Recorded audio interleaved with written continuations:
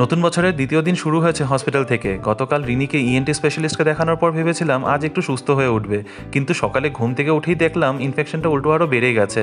Immediately আবার মণিপাল হসপিটালে গিয়ে এবার জেনারেল ফিজিশিয়ানকে দেখালাম। আশা করি এবার কিছু ইমপ্রুভমেন্ট হবে। ইতিমধ্যে মা সব রান্নাবান্না সেরে ফেলেছে।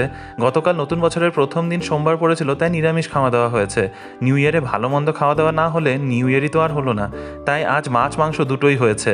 জম্পেশ করে খাওয়া দাওয়া করে দুপুরে একটা ঘুম দিয়ে উঠে বিকেলে চলে গেলাম মাছ খাবারের বাজার আনতে। মোটামুটি দরকারের সব জিনিসই এখানে পাওয়া যায়, তাই আমাদের মাছ খাবারের বাজার ফরচুন হাইপার মার্কেট থেকেই হয়ে যায়। আগে ডিমার্ট যেতাম, এখন আর যাই না।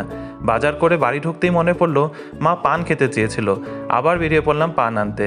মায়ের স্পেশাল মিঠাপাত্তি পান, খয়ার ছাড়া শুধু চুন, পাতলা সুপারি, একটু জর্দা আর সামান্য মুখ বিলাস। বাস দেখতে দেখতেই বছরের 2 দিন কেটে গেল। বছরের শুরুটা খুব একটা ভালো হয়নি, বাস আশা করি পুরো বছরটা যেন এমন না কাটে। মিনি ব্লগটা ভালো লেগে থাকলে please like, comment and subscribe. By.